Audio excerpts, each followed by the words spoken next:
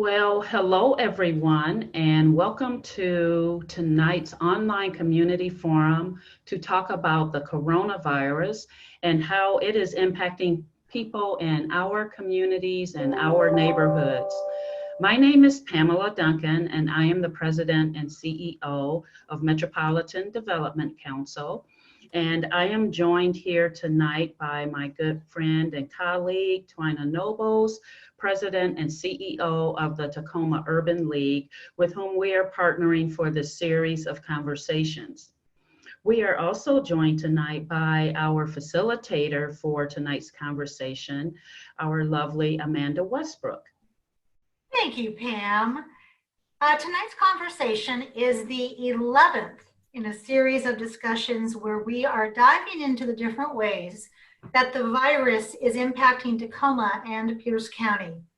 Tonight, our fabulous panel will speak with a panel of experts about how businesses are adjusting to work under the confines of phase 2 of the Governor's Safe Start program here in Pierce County. We'll be here for the community throughout the COVID-19 crisis with new conversations every Monday at 5 p.m. And it's important that our entire audience knows that the most important message throughout this series of conversations is that there is hope for our community. Our focus is to create space in each meeting to talk about resources and things that we can all be doing to help get through this pandemic. Throughout today's conversation, you can submit questions to be addressed by our speakers using the question and answer function in Zoom. We cannot promise that we will have time to consider every question, but we will make our best effort to get through the list in our allotted time. As a housekeeping matter, and for the security of everyone on this call, everyone's mic has been muted, and we are not allowing anyone to share their faces on video. We have also disabled the chat function, so please do submit your questions to our moderator through the Q&A function. Our panel for tonight's conversation includes Tacoma-Pierce County Chamber of Commerce President and CEO, Tom Pierson. Welcome, Tom, and thank you for being here. Thank you. It's a pleasure to be here. Small business owner of Lumpia Love, which I could eat millions of. They are so good. Wonderful Lynette Boado. Welcome, Lynette. Thank you. Thanks for having me. Our pleasure. And last but certainly not least, private sector and critical infrastructure program manager for Washington Emergency Management Division, Taylor Hennessee. Welcome, Taylor. Thank you so much. I'm so happy to be here. It's great to have you here. So as we get started, I will be facilitating this conversation. My role tonight as a white person facilitating COVID-19 and the effects on colored community is I am here to listen and to learn how to use my white privilege to dismantle racism. So with that, we get started by asking everyone, including Pam, and I think that Tawana can join us on this one. We want to ask, how is everyone doing? We want to check in with you first and foremost, given the world that we're living in, and can you please share what is at the top of your mind? Now, I'm not going to call on people because I believe in thoughtful pauses, so I will let you jump in as you feel you need to. So that's the first question to get started tonight. How are you doing, and can you share what's at the top of your mind?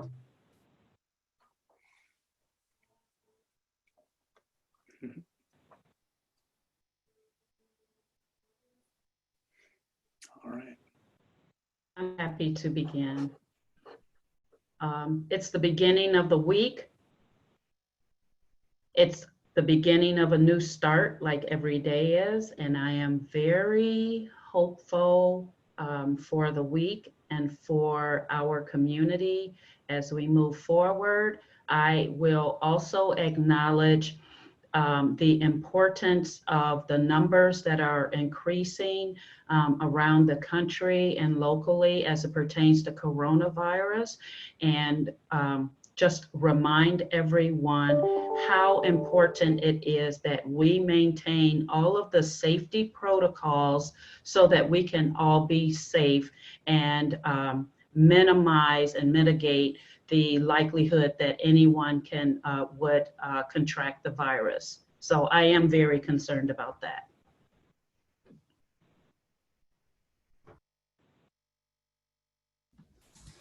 This is Tawana. I'm excited for this conversation, and we'll spend most of the time listening so we can hear from amazing experts. But I am wanting to know how the leader of a local nonprofit, in addition to the ideas that we have to send out PPE kits and support small businesses, I'm excited to know what else we should be considering. Of course, we are prioritizing the African American community and our support in other communities that are underserved and underrepresented, and other urban residents and micro businesses. But I'm excited to reflect on what I hear in this conversation tonight. And I'm doing well. I am managing several things, and feel very grateful and blessed to be able to do so. It's a beautiful day, which always brings me lots of joy when the sun is out. And I think I can't believe that we are already about to enter July. I'm not sure where June went.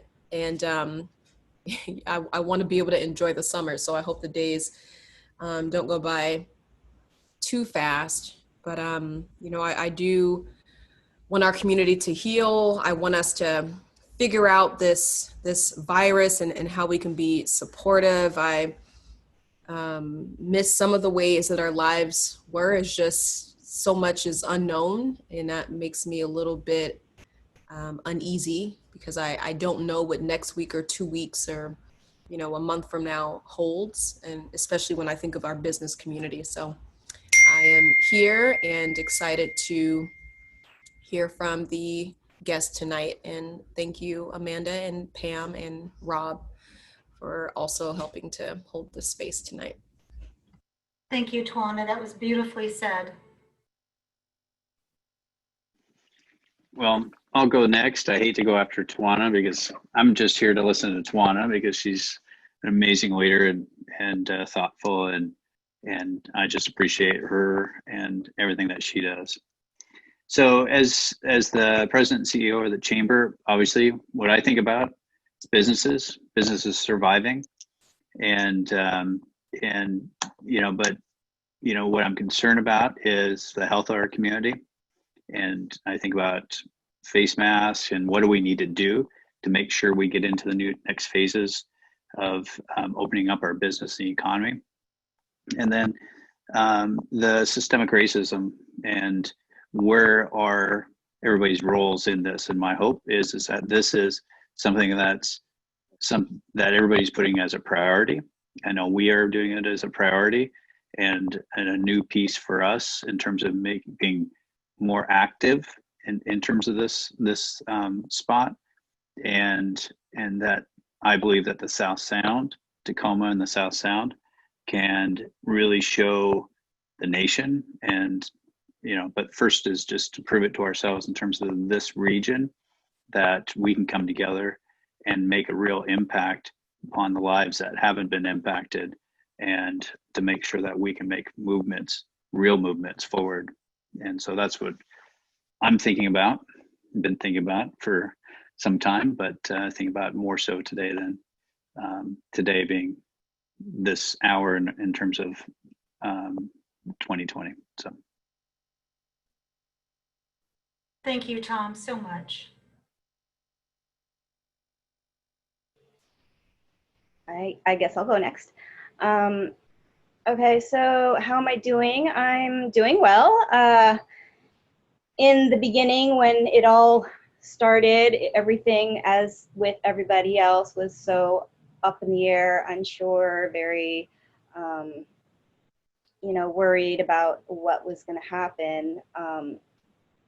And luckily, after a month, I was able to kind of pivot and change the way that I was doing business.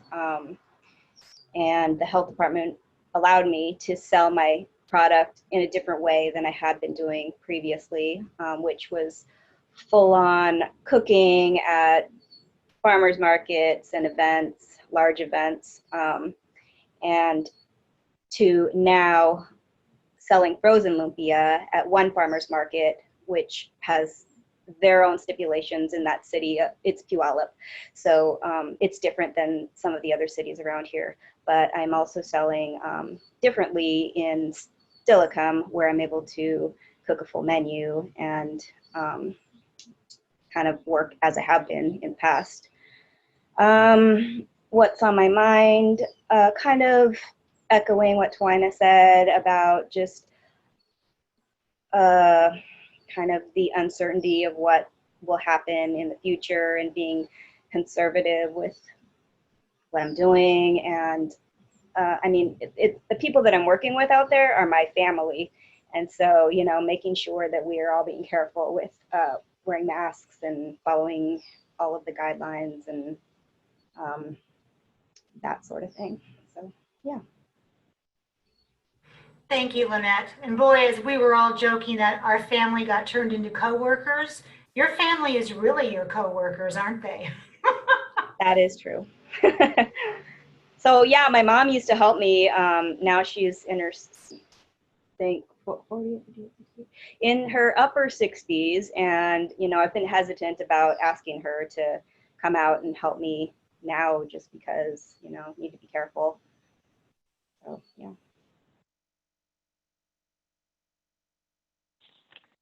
All right. So hi, everyone. Again, my name is Taylor Hennessee, and thank you so much for having me speak this evening. I'm so excited to be here. So I work for Washington State Emergency Management Division as the private sector and critical infrastructure program manager. And so how have I been? Lately the pace has been changing. It's been changing ever since COVID-19 hit Washington. So I was activated within the State Emergency Operations Center under a different position. I was doing the Business and Infrastructure Branch Director position, which reported to the Operations Section Chief within the SEOC.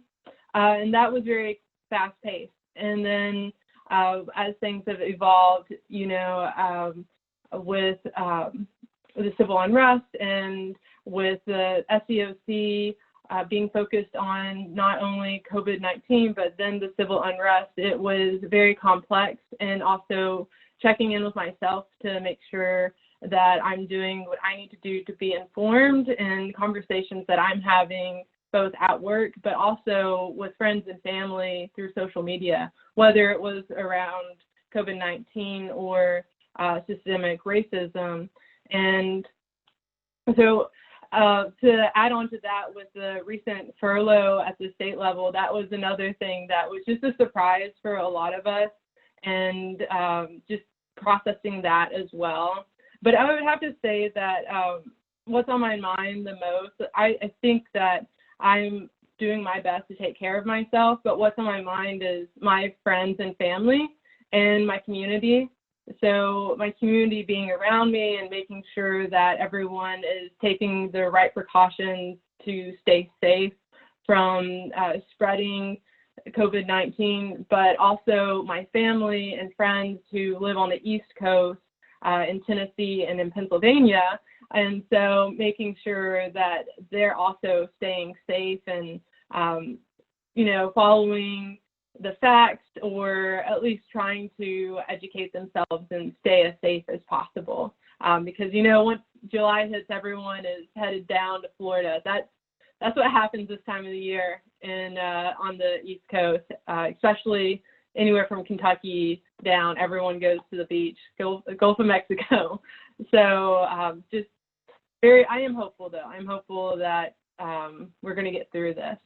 So thank you. Mm. Thank you, Taylor. And I think all of us, I could see us nodding our heads about hope and getting through this, because that seems to be what we need every single day to keep us on the Corona coaster as it goes. Tom, this next question is for you. And I think we're all very interested to hear your answer. And this is the question.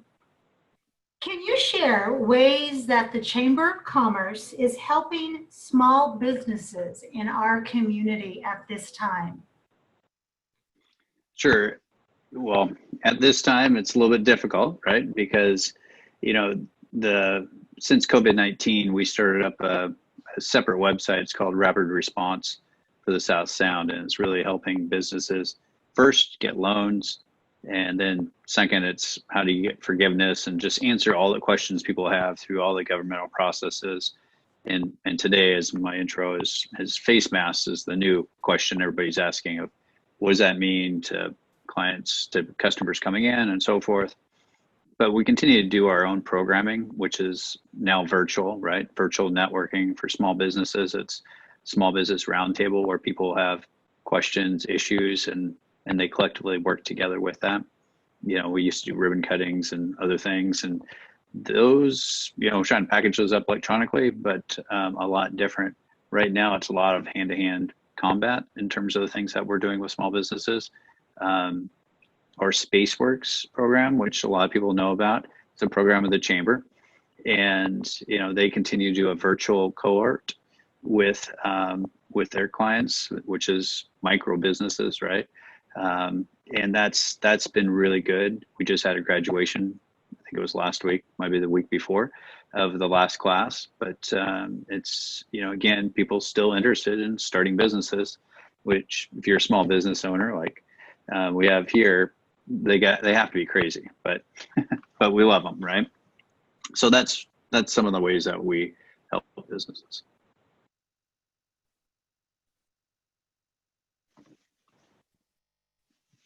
You're on mute there, Amanda. Amanda, you're muted.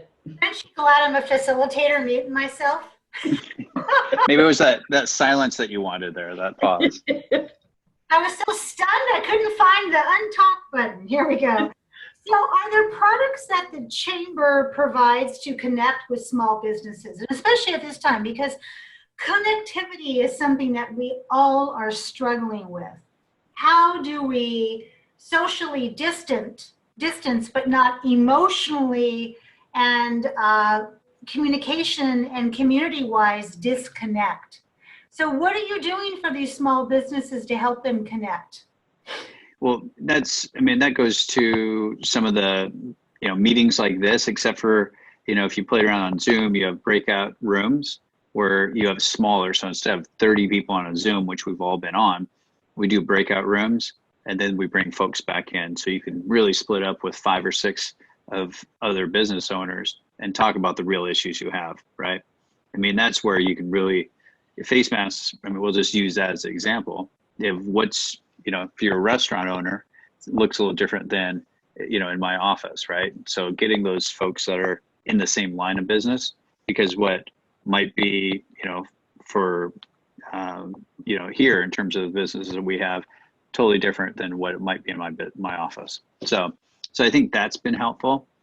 But it's a lot of just checking in with businesses as well. And it's those one-on-one conversations, because people have lots of questions. They just don't know where to go to. And so we've been that resource of, whether it's getting another expert or getting them to the right email, because that other connectivity, but the networking thing is very difficult right now. And we're still playing with that. Go ahead, Pam. That was great to hear. It just occurs to me with the environment being as it is, that now we are required to be physically distant. So you're not going to have folks just walking in, and we are virtual. Have you considered having like a hotline for small businesses to call to get support? What might that look like? Well, we basically have that with our rapid response on the COVID-19. Is we have a question there, ask me a question. And so they fill it out, and they can put what time they want to talk to, if they want to talk to somebody. Some people just want the answer, right? And so we've been doing that, and it's kind of goes in waves. I always hate to use the word waves, but it goes ebbs and flows based on what the current issues or what happens in Congress, what happens to the state. So, but we've been working really hard. We split out our team to make sure they could answer different questions. And, you know, we're just like anybody else. We're all remote doing these things. And so it's creates some challenges internally as well. Taylor, I would love to hear your thoughts about key resources for small businesses. Yeah, so first and foremost, I'd like to point out the website coronavirus.wa.gov. It's a great resource. It's where I go every single day to get the most up-to-date information. So again, coronavirus.wa.gov. And right now, again, it's all about getting reliable information. And so that is managed by the Joint Information Center, which is managed through the state. And I would say, I mean, in addition to rapid response. So I wouldn't say don't go to your local resources first, because we always remind people to go locally first, and that's the structure. So, but coronavirus.wa.gov has great resources. If you have questions on the face coverings, when you need to wear a face covering, the appropriate type of face mask, and the specific types of guidance for different industries, you're going to find that information on coronavirus.wa.gov. Now, the specific documents that go into detail for the guidance on opening your business based off of phase 1, phase 2, phase 3. Now, you're going to find that on the governor's website, but that is linked through coronavirus.wa.gov. And with that, you know, right now is a great time to think about business continuity and disaster preparedness planning. So if you have a plan, which I hope everyone does at this point, and it's funny, working for a bank back before I was working for the state, you know, the pandemic section of your business continuity plan just didn't really think entirely too much of it. But now it seems almost as if that was the most apparent risk that we should have been thinking about. And it's all about, you know, making sure you know who your employees are, your backup plan for if one employee isn't available, and also looking very closely at your vendors and impacts to your vendors with the supply chain. That's what our response in the business and infrastructure branch has really been very focused on, has been communicating with the grocers and making sure that supply chain stays up and running. But going back to resources, yes, coronavirus.wa.gov, I'd say that's the first and foremost place to check out. It's got a ton of information and is a great place to start. I love that. Thank you so much for that. And as we're talking about this, I look over at Lynette and I see kind of a little flicker in her eyes when you talked about vendors and you talked about the ability to get products from them. So Lynette, as you can guess, I want to chat with you for a bit here. So as a small business owner, what are the biggest hurdles that you're encountering in terms of returning to business? I mean, you mentioned you've got different qualifications of how to deliver lumpia for different farmers markets. Can you give us more information on how you are adjusting right now? Well, to tack on to what Taylor was saying, I have had issues with finding supplies, or like, say, for instance, I usually buy grated carrots and it makes life way easier, but they've been out at times. So I have to buy the giant 25-pound bag of carrots and peel them and grate them myself. You know, so just finding other ways or other places to get the things that I need. And I know a lot of the other food businesses, even like there has been talk of meat shortages and things like that, and the stores, even Restaurant Depot, limiting the amount of meat that you can buy at one time, kind of thing. And it kind of has gone up and down. So I've been able to make changes for that to accommodate what I needed, and haven't had to say, for instance, like, oh, I can't serve this certain item because I don't have the right ingredients or whatever. Other obstacles, well, like for instance, I was able to get some free PPE, including a thermometer and a face mask, the paper face masks. I was referred by Patricia Coleman from Coleman Associates, who I believe is part of the Tacoma Urban League. And so she gave me that resource, and I was able to get those free supplies. But some of the other things that I could use that I've just gone out and paid for myself have been face shields. I wanted to try that because when I'm cooking and you're wearing the mask and you're already hot and it's hot outside, it's like heat stroke kind of heat. So I've tried the face shields, and that has helped with the breathing, but I get mixed feedback on whether or not it's okay to just wear the face shield versus the face mask. And then also the plexiglass, I've bought that out of my own money.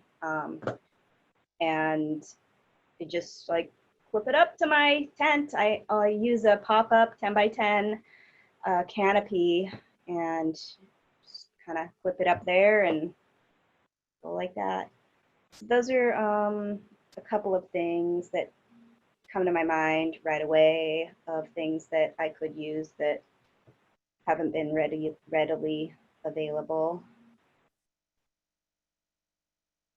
Lynette, what are you hearing from other business owners that you are in concert with at farmers markets about some of the things that they're missing?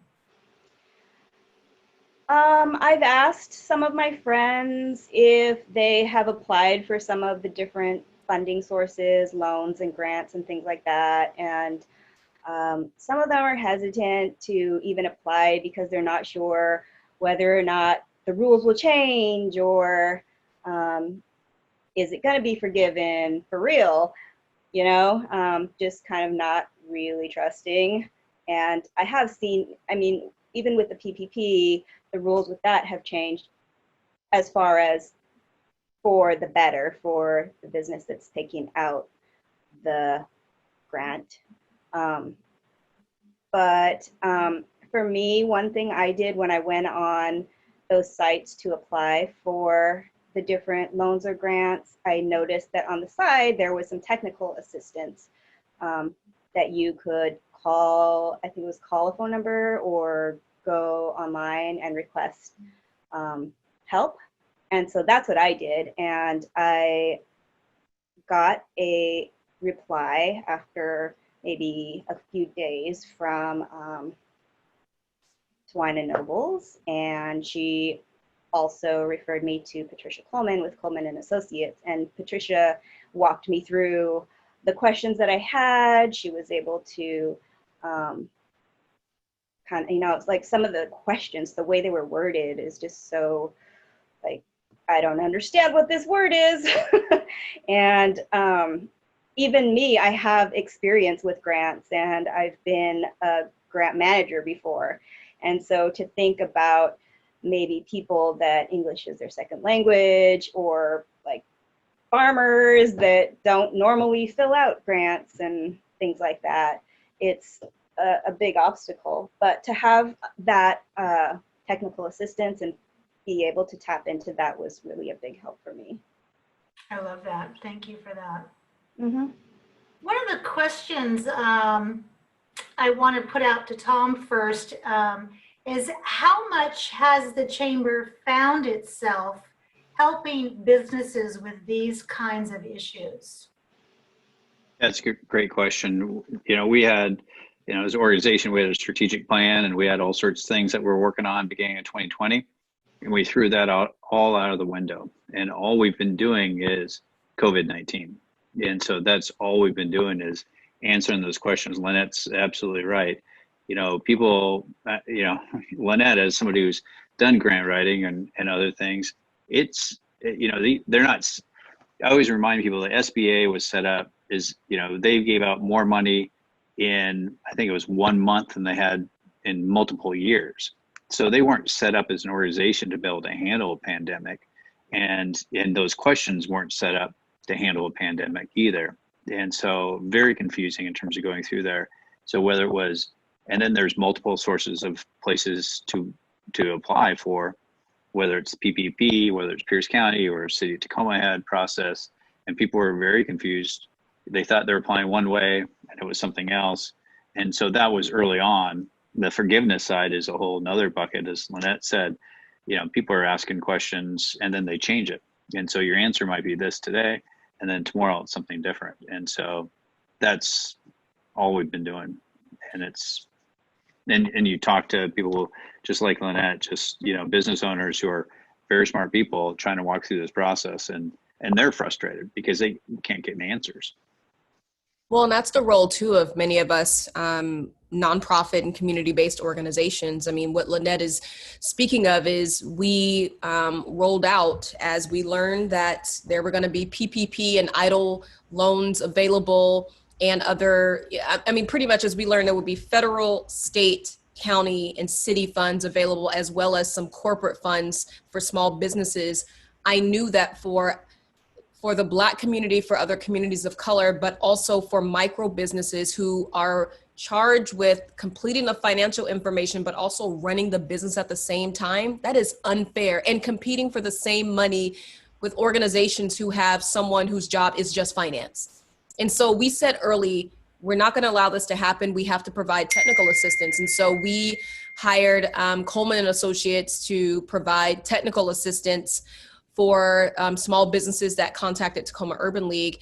And that information was, shared on our social media. I mean, we did several Zoom webinars to break down what is the EIDL loan, what is PPP, what is the small business emergency or small business grant from the state of Washington. And it was critically important because folks had to apply for dollars to save their businesses, their life work, at the same time as trying to learn the acronyms and what does this mean. And banks were closing within days. My own bank closed probably 3 days after it opened because of the demand and the high response and the number of applications that came in. So I also made sure that we responded to people quickly, day and night, that we reviewed applications, provided the technical assistance, and allowed people to get it submitted quickly, because it required that type of attention. And so we'll continue. We now have the list of Pierce County businesses that were funded by the small business grant from the state. And our next step is to provide the same type of technical assistance and support in breaking down the information as it relates to reopening and getting PPE to small businesses. And we'll do this in partnership with the chamber. They've already dropped off some masks for us to provide to small businesses, but the community has to work together. We cannot expect for any part of our community to just figure out all of the demands to be open, to not receive any type of consequence because you're not doing something right, and everything from signage to mask to distancing to hand sanitizer stations. It's a lot of information. And to go from, look, I just want to feed people and make folks happy and run a business and be in compliance, it has changed the way people have to do business. But it is our responsibility as a community to say, we're here and we will help you. Beautiful. Tawana, thank you so very much. So as Tawana said, the chamber has been there and has been just crucial to helping. So I want us to fast forward for a bit here, because we are now in day 3 of having to wear masks because of the coronavirus levels. So I want to hear from Tom and Taylor and Lynette and Tawana and also Pam about how is this impacting business, because all of you have a different business that you sit at the helm of. So you're going to have different answers. So any of you can jump in and let me know, what are your people saying about masks? What do you feel about it? Are you seeing any adverse impacts? I'll share with you an email I got from a restaurant owner today. And the concern is that, you know, is this puts the responsibility on the restaurant or on the business owner in terms of being the enforcing this rule, and it shouldn't be that way, and it's not set up to be that way, right? But if somebody comes into your, and I'll just use the restaurant just because it was an example that was given to me today, and she didn't know, if somebody comes in without a mask, and you know, you're not supposed to confront them, right? Because they might have a health issue why they're not wearing the mask. Yet you have patrons that are wearing masks, you have employees wearing masks, and so are you putting your clients and your business and your associates at risk as well? And so it's a difficult line to be, because you don't want to also offend somebody that's coming in. But here we are trying to be safer and move our phases, so we want everybody wearing masks. And so it's difficult. We're, like you said, day 3, so yet to be determined. We're the first state, I believe, in the nation to require citizens, you know, mandate citizens to wear masks. A lot of other states have different mandates, but not actually to the citizens. So more to come on it, but it's put businesses and a burden on businesses, because, you know, we've talked about, Lynette said, you know, you've got all these things that you're trying to weed through, yet here's one more issue. And so we're encouraging, obviously, people to wear their masks and wear them in public spaces and when you're not able to social distance, but it does cause an extra burden.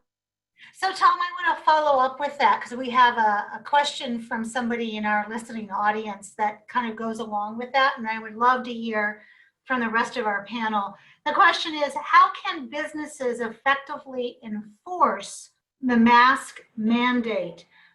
And then the second part of it is, what is the penalty for non-compliance, and who bears the responsibility? Yeah, so I'll try to tackle that a little bit. I mean, I think the best way to do this, if you're, and we'll keep with the restaurant, is it's like no shirt, no shoes, no service. And I think you put the no mask on there as well. And then if somebody comes in and they say, you know, it's a health issue, you accommodate to the best you can. Could be takeout, could be other things. But I think that's the best way, because otherwise somebody comes in and you know, if you don't have a clear line, now you could be discriminating different people for whatever reason, right? And so you need to be careful with that. And it's still loose in terms of, I've read the guidelines multiple times. It's difficult to really, I mean, as a business owner, are you liable? Do you have liability in this? It's, you know, I don't know. We don't have an attorney. I don't know if we have an attorney on our panel here today, but there are liability issues there. Yes, Taylor, go ahead, my dear. Hey, so I want to just restate what Tom had just said, or repeat what he just said. So I think signage is really important so no one's caught off guard. And so when someone's walking in, they know what to expect. Everyone's coming from various different backgrounds, and the last thing you want to do is catch someone off guard and put them in a place where they feel unsafe or uncomfortable. And I think with clear signage and keeping in mind different types of signage, like very clear signage that's big and obvious, it's going to be helpful. An example is one of my coworkers, she was going to, I think she was going to Comcast or some place to pay a bill, and she'd walked in, and this was before the mandate, but it was still like at the point where businesses, you know, were choosing whether or not to enforce their customers to wear a mask. And so she walks in, and they had to, you know, tell her, "Where's your mask?" And she said, I didn't see a sign. I didn't realize I needed to wear one here in this facility. And so the lady who was working at this place had pointed out the sign on the door, but it wasn't a very obvious sign. It was small. There was very small print.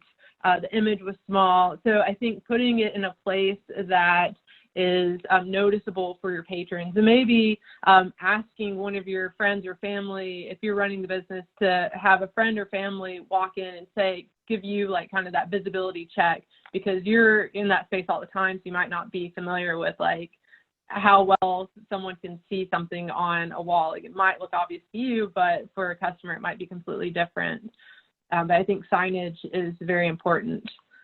But what I'll have to say from the state standpoint with the face masks, and from what I've seen, at least in my position, is just dealing with people from all over the state, and the temperatures are very different, diverse, obviously across the whole state. So if you got businesses out in the east side of the state and it's very hot, you're going to get a lot more of probably complaints, as Lynette was saying. You're wearing your face mask and it just gets really hot. So like being able to find solutions for the various different temperatures and different situations. And I think that, Department of Health and LNI and the governor's office are doing best they can to figure out ways to clearly provide the guidance for those different types of situations. But it's not going to be perfect at first. So I think just having some patience and then having the intent of doing the best that you can to lessen the spread of this virus. Excellent suggestions. And I want to add that someone from our audience just joined in and said that as of Wednesday, masks will be mandatory also in Oregon. So Lynette, when we talk about, as we've been talking about masks and heat, I keep visualizing you in there cooking away in this heat, turning around, selling your incredibly delicious lumpia, having to deal with gloves in your hands, credit cards. How has all of this affected your already hard business? Well,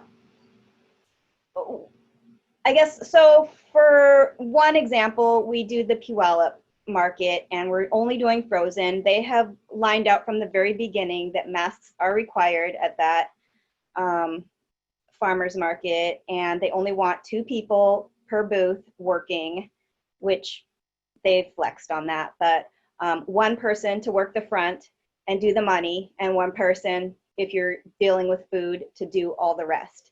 And to wear gloves, the people working there have to wear masks. The people that come in are required to wear masks. They just say, if you don't want to wear a mask, then you can shop online. And I don't know about, people with disabilities and things like that, but as far as that market goes, they just say shop online if you can't wear a mask, and they don't flex on it.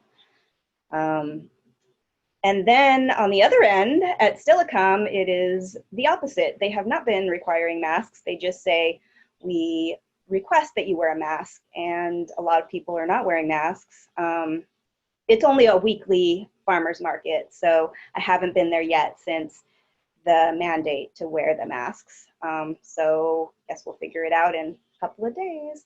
But it's on my mind. I do wear a mask all the time, and when I go out in public, and I wear it in the booth, and I kind of go back and forth between the face shield and the mask, just because I've gotten heat stroke before because of it.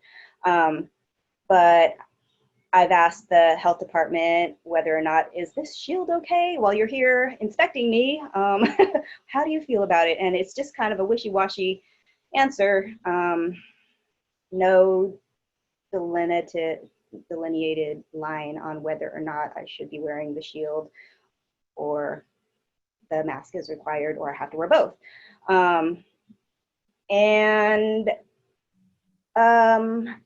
Maybe I'm veering off. Tell me the question again. No, you're doing a great job. The question was, how has this affected your business? And I think that what I have heard you say is that you are really building the airplane as you go in 2 different locations with masks.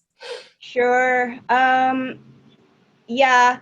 And then You know, I've learned from other businesses.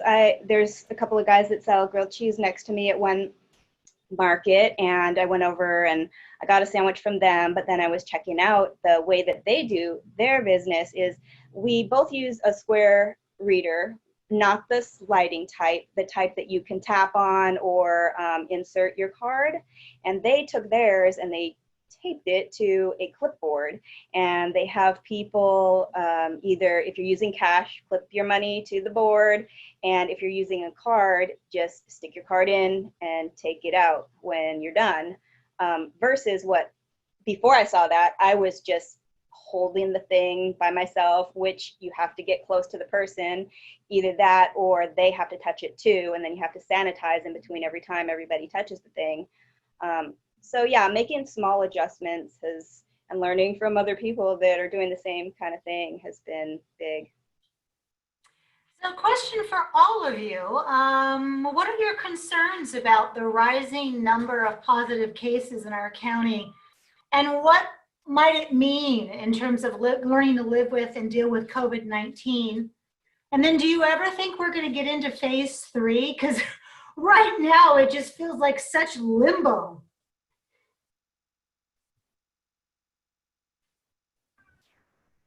I'd like to respond and begin with actually the question that you asked about wearing the masks. And what became very evident to me as I was listening to the responses is that I'm reminded that businesses run a continuum. There are folks who are in retail and direct interaction with your customers, such as Lynette, and restaurants. There are businesses that, such as mine, MDC, has a large employee base. A lot of the things that we are doing right now are virtual. We pivoted to becoming virtual even before Governor Inslee issued the stay-at-home order. And so, with the exception of a few things where folks are providing direct services, our inpatient behavioral health services, our shelter, and some of the supportive services, we mostly are working remotely. But for those folks who are working directly with clients, we've had to provide all the personal protective equipment anyway, even before this mandate. We are requiring that anyone who comes, any staff that come on site for any reason, that they wear the mask. As an employer, I feel a tremendous sense of responsibility and obligation toward my team to ensure that people are being kept healthy and being kept safe. And then, you know, as you talk about, I mean, it really spills right over into the question you asked about the increasing number of positive cases. If we are not being careful as a society, as a community, to to do what we can. I mean, everyone in this case has a personal obligation to exercise the protocol so that we can keep one another safe. Hard stop. And I think that's the key to us getting to phase 3. You know, we're at phase 2. You saw the public health director is encouraging us to get to 2.5, which I think we should do. And I know, you know, from a business perspective, it's not necessarily overly helpful, but it's a step in the right direction. When you think about the virus, and I'm not a medical expert by any stretch, I like to think of it as and I read an article, it's a wildfire, right? It burns. There's different times where it catches more fuel and it burns faster and it burns slower, but that's what this virus, any virus, is like. And I think that goes back to wearing the mask. Anything we can do to be able to not give it more fuel to grow and continue to grow is important. You know, Now, of course, today we only had 21 cases, I think is the number, and the day before was 22. So we did hit this, we elevated some and it came back down. But if you think about the weather, you think about people being cooped up, I went by several parks this weekend and they are flooded, right, with people. And so I think people are social, want to get out. And it depends on where you are. I don't see a lot of masks out there, right? I don't see people, they're all with their friends and family, so they assume they're safe. And I think that's a false assumption. And people are being less careful. Therefore, I think you see the numbers start to increase.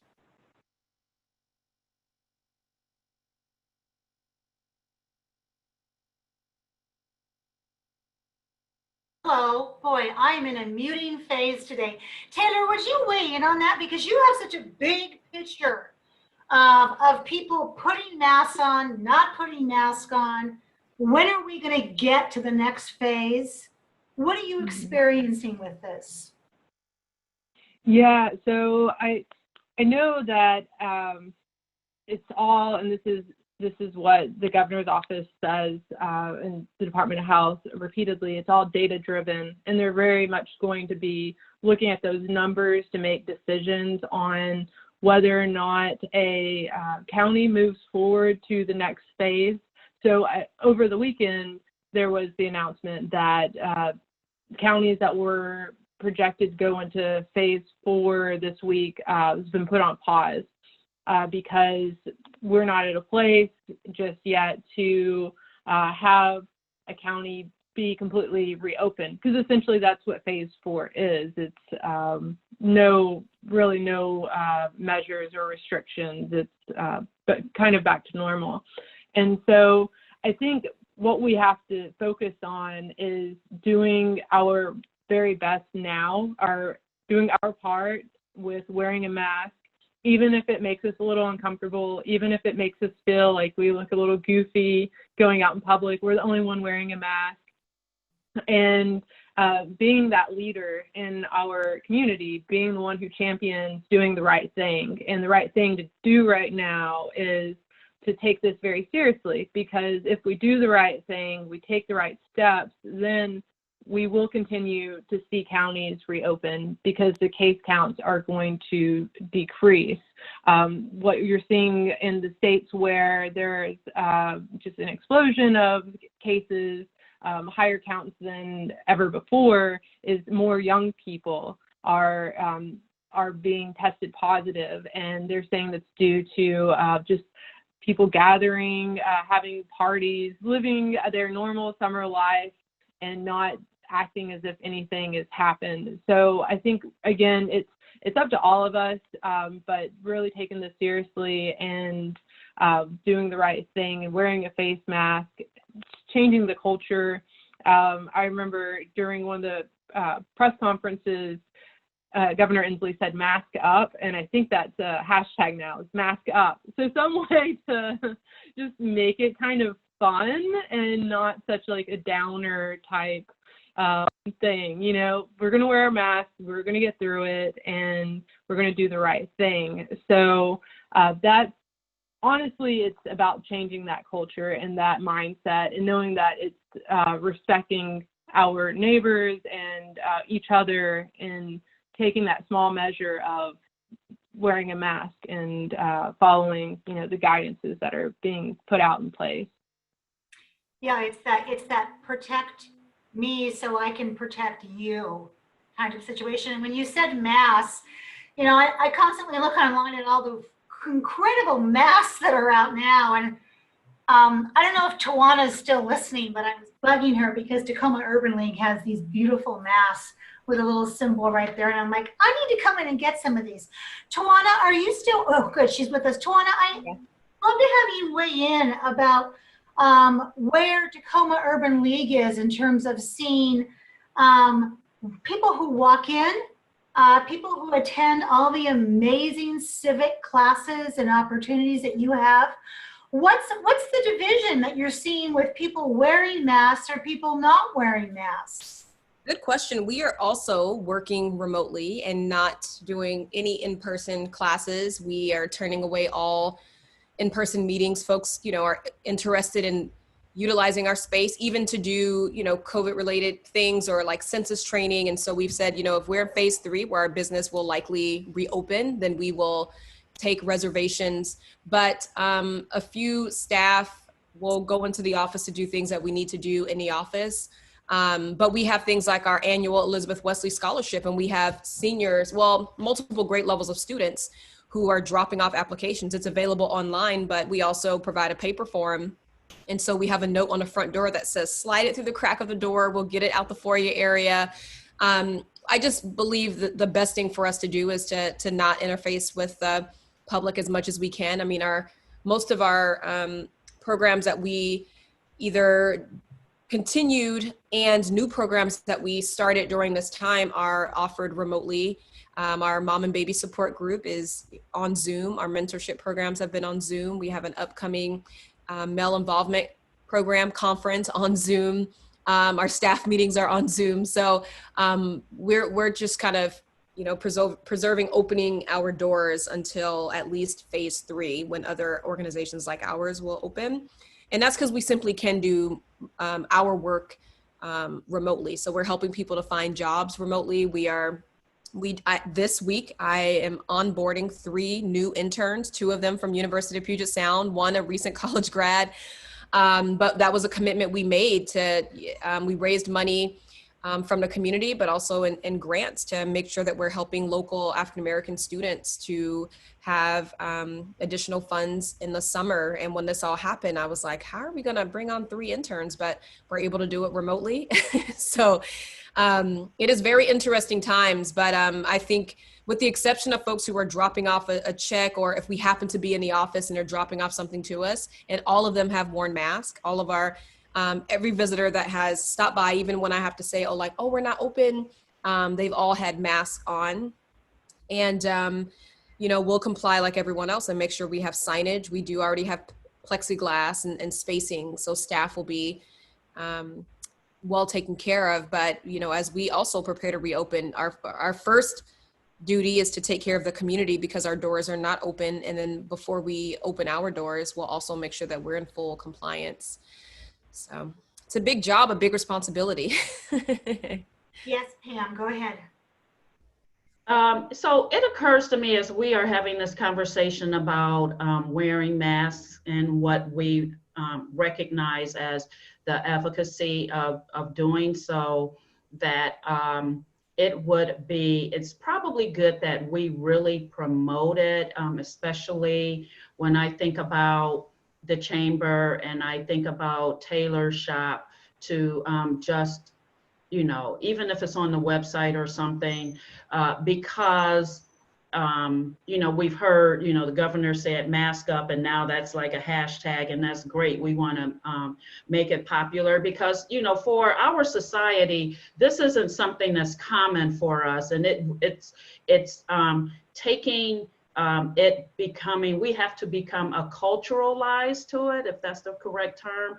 And I think it's so important, especially for young people, to understand, even if you think you won't get sick, you could be exposed and expose someone you love who is older and likely to be at higher risk, or not even older, but just have, underlying conditions that make folks more at risk. And if we can just promote that aspect, especially and help businesses to be successful as well, because we're promoting it, in our respective worlds, I think that would be helpful.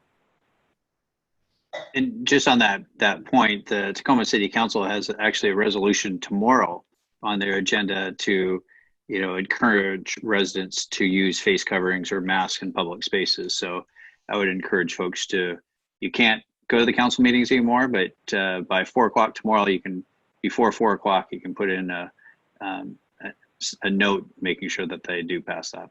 And it's just something that I think that would be encouraging to make sure that, and I agree that we all can kind of band together on that. I want to be respectful of our time because all of us have many plates that are spinning right now in this lack of COVID time. I want to ask the group, what are your primary concerns that you have as we move into these phases of new normal? And I want to start with Lynette first because Lynette, you are just you. And so I think you probably have quite a few concerns that land on those small shoulders.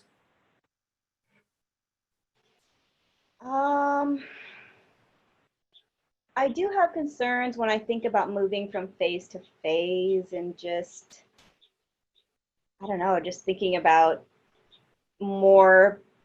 Well, like for instance, now I feel very safe when I go to the Puyallup Farmers Market.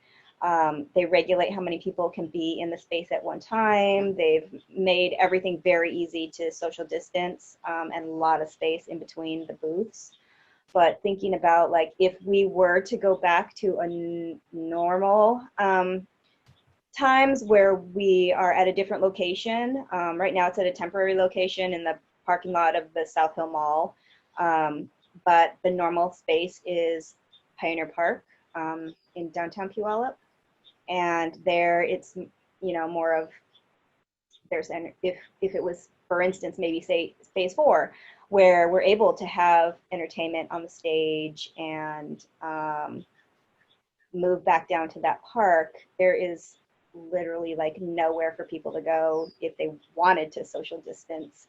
It's a small space and there's a lot of people. So I don't know, just having the opportunity to move to that phase, but also thinking about how are we going to, if there is no vaccine, how to be able to social distance and do the things that are keeping us safe at this time. That's one thing. There's lots. Lynette, especially because I ask you because again, it's your business, your name is on the door, but you're also working with family, as you said at the top of the hour when we started this. And yeah. I'm sure that all of us, number one in our lives is family, keeping our family safe and healthy. I have an 81-year-old mother-in-law that my partner and I are protecting all the time. And I'm wondering, as we start to move through this, do you have fears that it's going too fast or we're going to have to go back again? Oh, of course, yes, I do. And who knows, maybe we will. I mean, yeah. And so just kind of protecting the resources that I have to think ahead. And if we do have to go back, then how? I mean, luckily my husband has a job that's pretty secure and he's a bus driver. But for me, we couldn't survive on just his income. And so kind of planning ahead with the finances and saving and as much as we can, you know. But yeah. And then thinking about like when we're out at the markets, I have a lot of times I have my mom, like I said, working up there, which she hasn't been coming to the markets. And I have my 14-year-old daughter up there too. And I'm just like, I don't really feel comfortable having you up there. And so she has worked a couple of markets, but I find myself kind of training other people to work in the back and do the cooking so that I can put myself up there in the front. And, you know, just giving them the tools to be as safe as we can, you know, take your vitamins and wear your mask or wear this face shield and putting safeguards in place, like I was talking about with, you know, things where you can distance yourself a little more when you're doing the money kind of thing, or, you know, even in your personal life, doing the things that everybody's been talking about. And like they're saying now, it's okay to have a backyard barbecue with 5 people or, you know, things like that, but just being aware of who it is you're inviting into your home and making sure, you know, that it's people that you trust that have not been around hanging out with, I don't know, people that may be taking risks that you don't want to be. Thank you, Lynette. Tom, what are your concerns about moving forward? And then we'll wrap it up with Ms. Taylor. Well, I guess my concern is that we continue to move forward. And I think people need to continue to do the right things. And we talked about face coverings and other things like that, and being smart and just being cognizant of other people. But I also think that this also should illustrate, the health of our community. And so the more that we can focus in terms of, healthy people. And when you look at this virus, it attacks folks that, have other health concerns. And so one of the ways that we can combat this is being more healthy. And I think, we all can't be Rob Huff and, be an ultra runner or anything like that. But if we can get out and move more, at least, and I'm speaking for myself. I'm not, I need to move more. So I think it's all those things. But it's just, to me, it's about being smart. If we go backwards, small businesses are just, they're dying right now. And there's no way that we can, if the cases continue to rise and something happens, I'm fearful of our businesses. And businesses, is Lynette's great example. It's a family, and it's multiple people that, that she influences. And it's also just, her community as well. And so it's all those pieces that we can't lose, Lynette. We can't lose business, and small businesses are the backbone of our community, and we need them.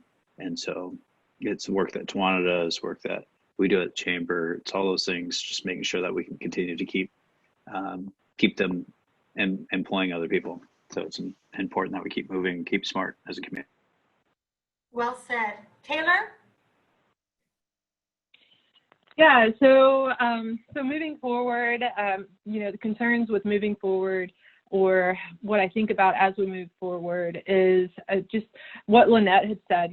She is looking to train more people and to make sure that she has redundancy in her business, where multiple people are trained to do different types of roles. So I think that's important, hopefully, that every business is learning from this experience, that it is really important to look at what they can do now to protect themselves in the future, look at their resources, look at their staffing, and make sure that they are prepared for this, if it comes up again or if it gets worse, that they are prepared for whatever is to come next. And so as I'm looking out at the community at large, I'm just really thinking about respect, and just having people respect one another. And as we go to the different phases, we keep that level head on our shoulders, and we don't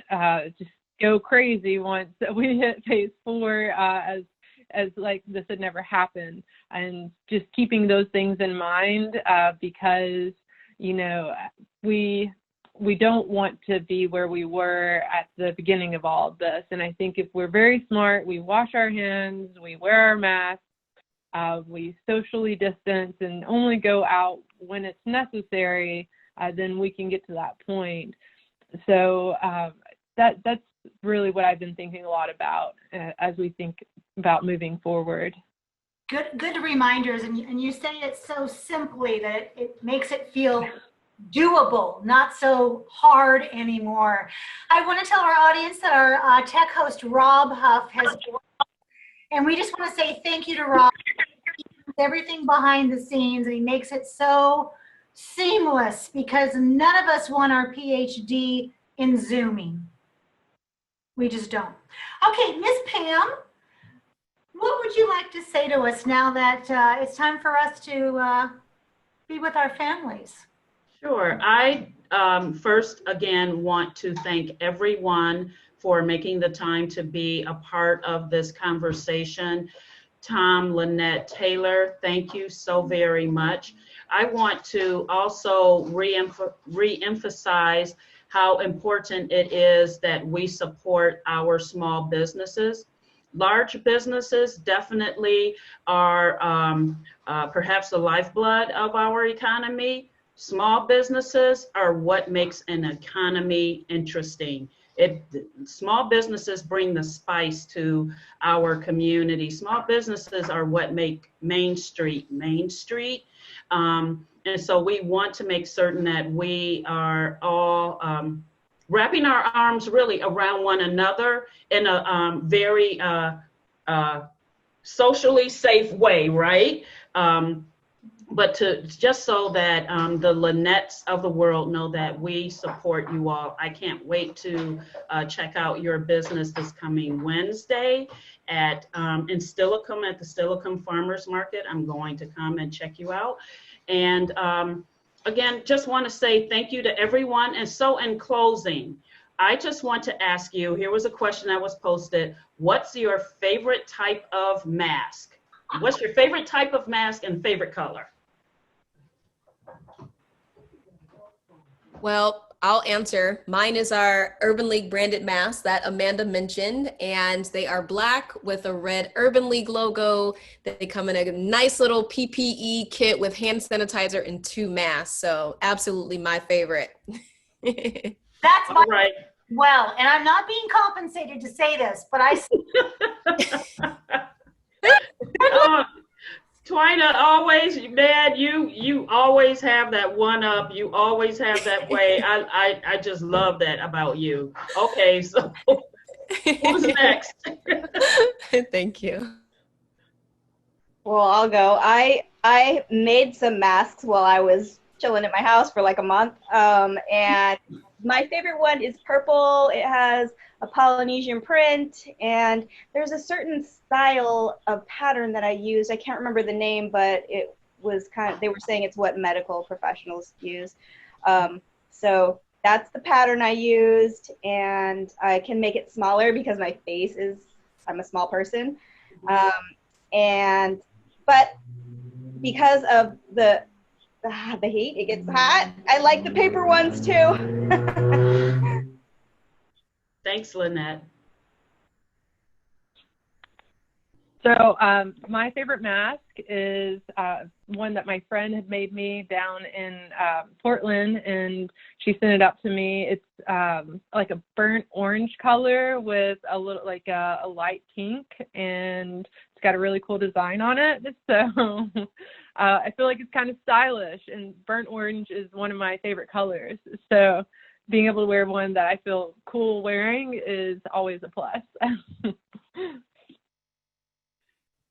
Well, I'm not as good as the rest of you here, but I'm a soccer guy. I coach a lot of soccer, so I have to go with the Sounders logo front and center. So. All right, thanks. How about you, Rob? I've been wearing a variety of homemade masks, but thankfully when I'm out running, I don't have to wear a mask as long as I stay well away from people. So that's what I've been doing. Okay. And Miss Amanda? My favorite mask is the Tacoma Urban League mask, and I've been waiting to buy one. I'm And mailing it to you. I have my post office boxes. I've been like collecting them all of my favorites on Etsy, and then Miss Tawana Nobles shows up on Instagram with this gorgeous chic mask, and I'm like, that's the one I want. So there we go. Yeah, I saw that. Yeah, I'm just going to say, as a person who wears eyeglasses, I am really looking for that mask that's not going to make my lenses fog up when I'm wearing it, and especially when I'm trying to speak to people. And so for whoever is that person who's out there making masks and then you need somebody to try them out, my favorite color is orange. And I'm all up for trying out. I need a mask that doesn't fog up my glasses.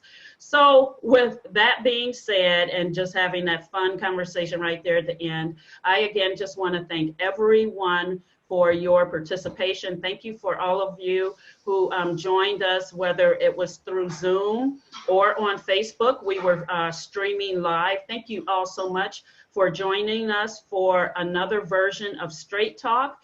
We will be on hiatus, I believe, next Monday. And is that right? Or did I speak preliminarily? Don't know. Just stand by. We'll see you for the next time for another episode of Straight Talk. Good night, everyone.